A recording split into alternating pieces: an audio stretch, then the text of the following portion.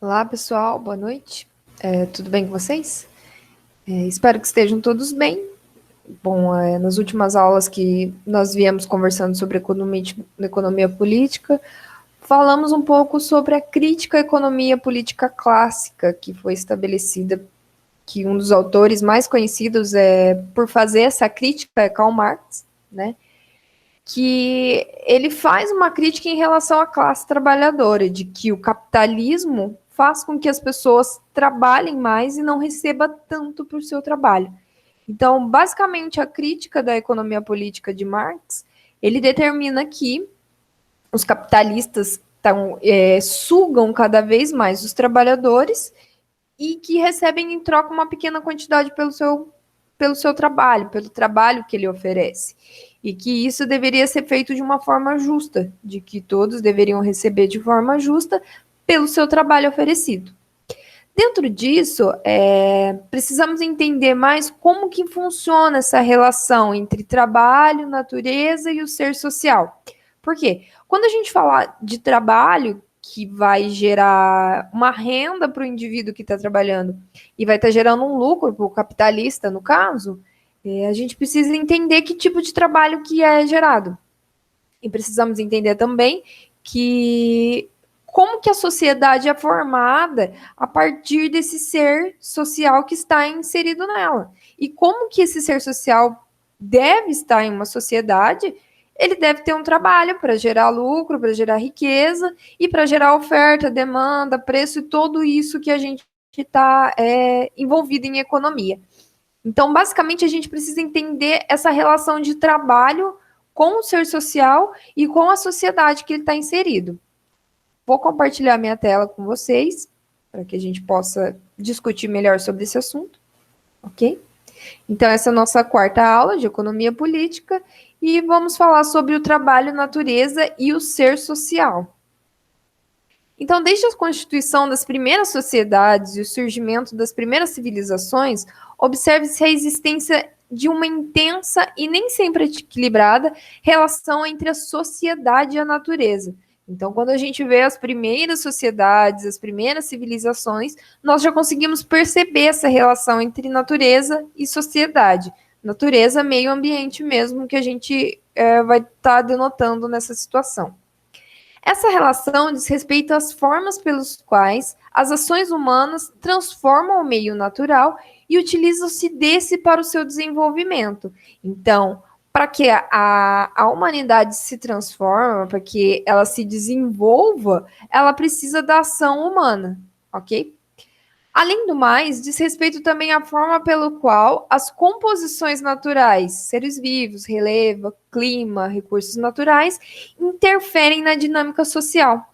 Então, para que essa dinâmica social seja eficiente, a gente depende dos recursos naturais disponíveis. Então, por esse motivo, é importante entender a complexidade com que se estabelece a interação entre a natureza e a ação humana. Pois, mesmo com a evolução dos diferentes instrumentos tecnológicos e das formas de construção da sociedade, a utilização e transformação dos elementos naturais continuam sendo de fundamental relevância.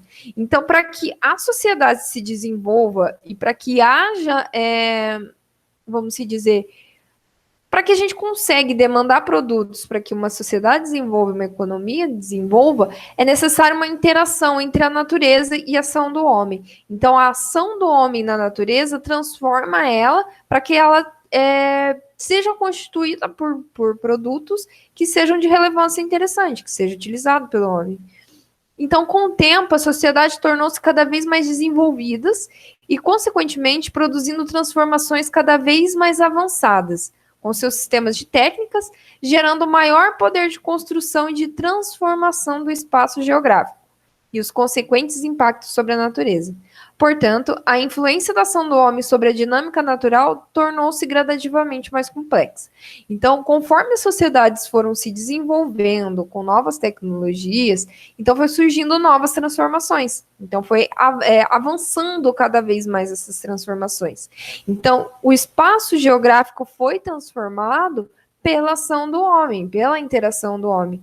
Então, conforme foi desenvolvendo também as tecnologias, esse espaço também foi transformado.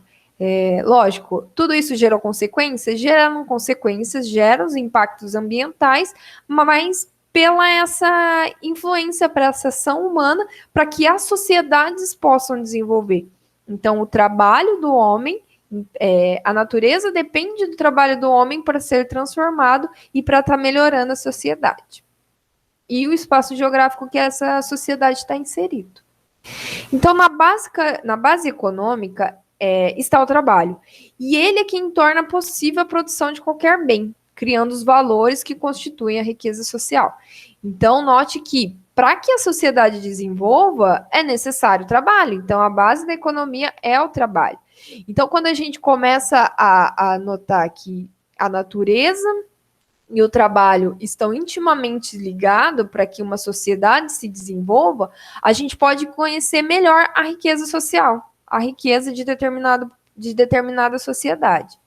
Então, o trabalho é indispensável para a compreensão da atividade econômica e faz referência ao próprio modo de ser dos homens e da sociedade.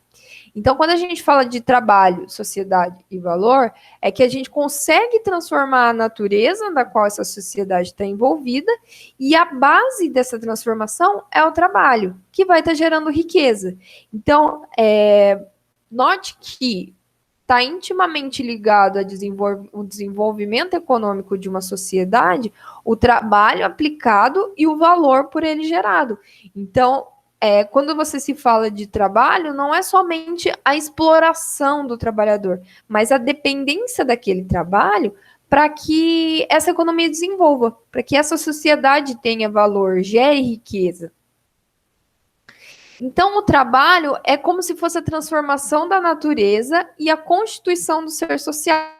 Então, o trabalho, para que haja uma sociedade e uma constituição de um ser social, de um indivíduo dentro dessa sociedade, é necessário o trabalho.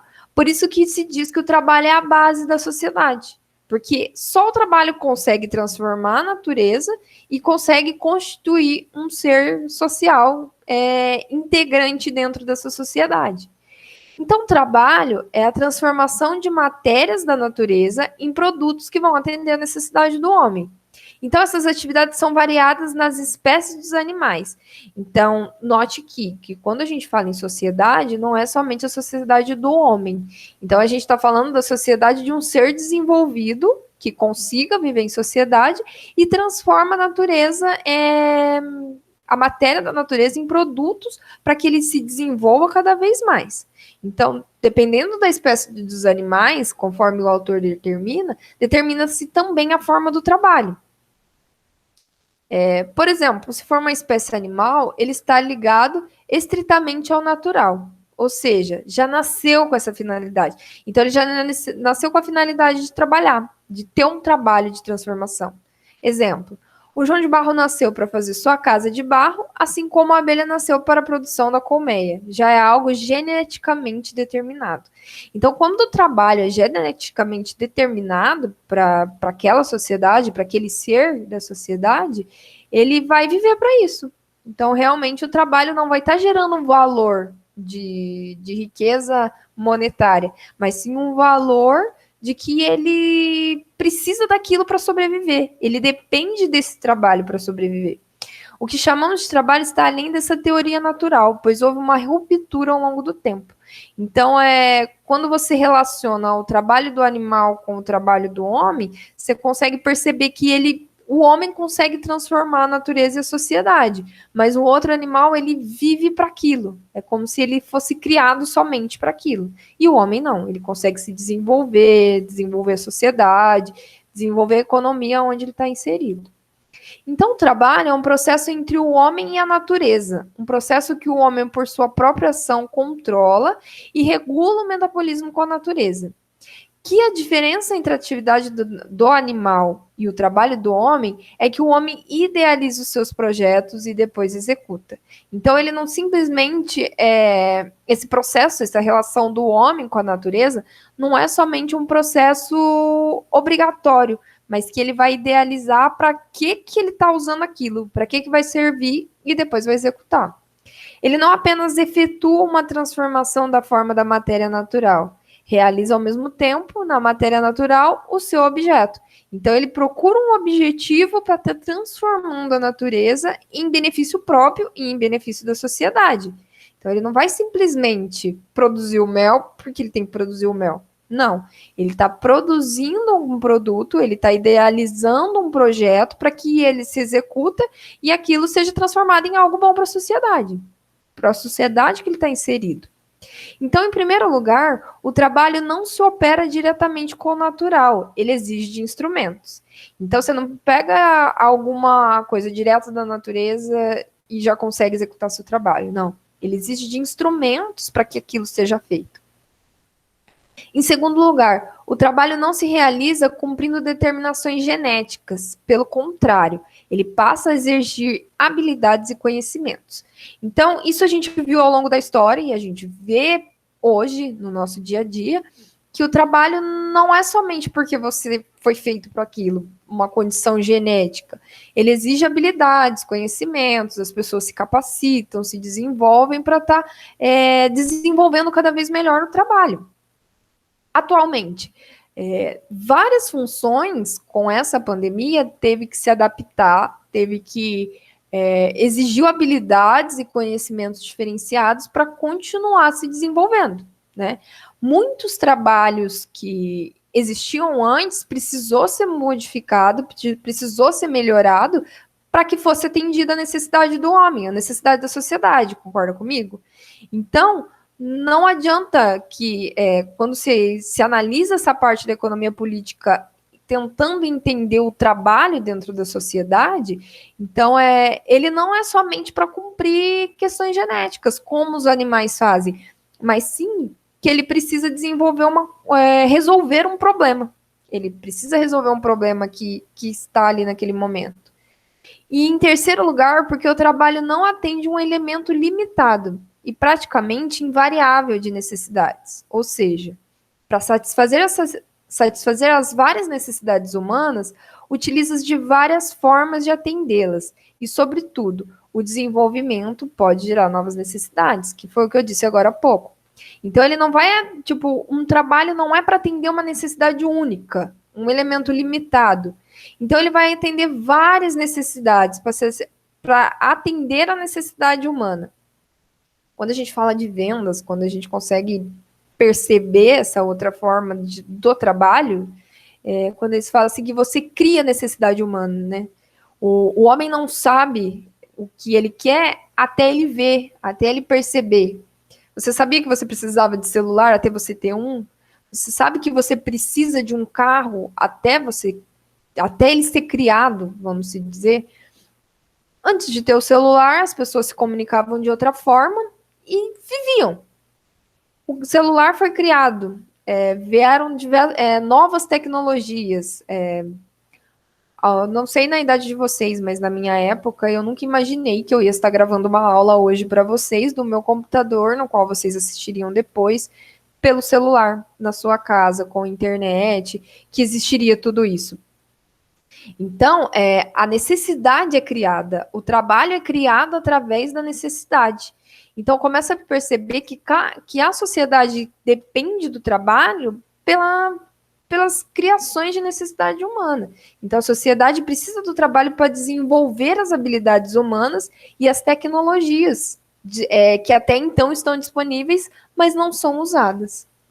Então, no fim do processo de trabalho, obtém-se o resultado que já no início houve a idealização do trabalhador. Então, o trabalhador idealiza, então no final do processo ele atinge o seu objetivo. O que difere das atividades naturais é uma porção de mediação entre o sujeito e o objeto, ou seja, o instrumento do conjunto de instrumentos que mediam a relação entre ambos. Então, para que essa idealização ocorra, precisa de instrumentos que vai ajudar a desenvolver o trabalho humano. Isso coloca dois problemas para o sujeito do trabalho. O problema dos meios, dos fins, a finalidade, e o problema das escolhas. Por exemplo, se o machado é longo ou curto, se ele é bom ou ruim. Então, essa transformação da natureza e a constituição do ser social, o trabalho vai depender muito do meio como ele ocorre. Então, não é somente você ter o produto na natureza e você conhecer como faz. Então, precisa ter a idealização de todo o objetivo dele. A idealização de todo o processo que você está objetivando chegar ao final. Desses dois problemas determinam a sua efetivação, ou seja, a finalidade faz o homem projetar, idealizar os meios e usa-se de intencionalidade para realizar o trabalho. Então, a realização do trabalho se dá quando essa prefiguração ideal se realiza, quando a ação material do sujeito é transformada. Então, quando o sujeito consegue transformar aquilo que ele idealizou, é a prefiguração ideal do trabalho. Então, vai implicar num movimento indissociável de dois planos. Subjetividade, que é a idealização. Então, quando você fala que é subjetivo, é a idealização do trabalho. E a objetividade é a transformação. Então, não basta somente o ser social idealizar, subjetivar o trabalho. Ele precisa transformar, ele precisa objetivar ele. Mas não basta apenas idealizar o projeto, o objeto. É preciso que o sujeito conheça as propriedades da natureza. Por exemplo, ele precisa saber da dureza da pedra para saber se a marreta que vai quebrar vai ser suficiente, vai ser eficiente. E possa passar para outras essas representações. Então, a partir das experiências imediatas do trabalho, o sujeito se vê impulsionado a universalizar e generalizar o saber que possui. Isso só é possível através da linguagem articulada, que, além de aprendida, é condição de aprendizagem. Então, para que haja esse desenvolvimento da sociedade, o homem precisa aprender, ter condições de aprendizagem e entender para que isso vai funcionar. Não adianta nada eu dar o funcionário, o ser social, o homem que está trabalhando, ter a ferramenta e não saber usar. Então, o conhecimento é imprescindível para a constituição de um ser social, para a constituição de uma sociedade. Então, não basta ter a natureza, não basta ter o trabalho. Precisa ter um ser social que é capaz de pensar como que ele vai desenvolver tudo aquilo, certo? Então, quando se tem a briga na crítica pelo capital, né? Vamos dizer que Marx faz a crítica à teoria política clássica, ele começa a perceber esses pontos que não basta somente que o valor que o trabalhador recebe pelo desempenho da função dele ser muito pequeno, porque ele precisa saber de uma certa quantidade de conhecimento. Então, por esse ser social estar desempenhando uma atividade e não estar recebendo por isso, que não era o correto dentro da crítica à teoria política. Então, o ser social ele é formado realmente para desenvolver cada vez mais uma sociedade. Então, se o trabalho é a base da sociedade e eu preciso de um ser social para estar transformando o trabalho, ele deve receber por aquilo que ele está fazendo. Dessa forma, o trabalho é sempre uma atividade coletiva, todos ligados pela mesma linguagem articulada. Essa atividade coletiva resulta no ser social. Então, o ser social surge a partir das relações dos primatas, ou seja, dos trabalhos em grupos, pois desses surgiram os primeiros grupos humanos. Então, desde os primeiros grupos humanos que conseguem perceber a necessidade do trabalho, surge a primeira relação do ser social. Então, o trabalho implica mais que uma relação de sociedade e natureza. Implica em uma interação no marco da própria sociedade, afetando seus sujeitos e sua organização. Então, não é somente pensar em trabalho, igual eu já mencionei no slide anterior, pensar somente na natureza e no trabalho. Então, precisa de toda uma sociedade envolvida para que consiga desenvolver esse trabalho. Então, toda e qualquer sociedade humana tem sua existência hipotecada à existência da natureza. O que varia é a modalidade em relação com ela. Então, a natureza é uma unidade complexa, é um conjunto de seres que conhecemos do nosso universo, seres que precederam o surgimento dos primeiros grupos humanos, que vão acabar impactando diretamente na formação dessa sociedade.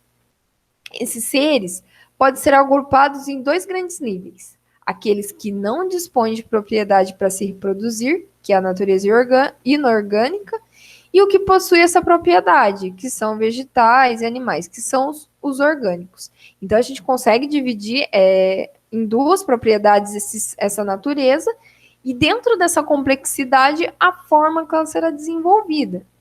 Então, a espécie humana se desenvolveu com um outro tipo de ser social, que até então não tinha existido, cujas peculiaridades não se devem à herança biológica e nem condições geneticamente predeterminadas.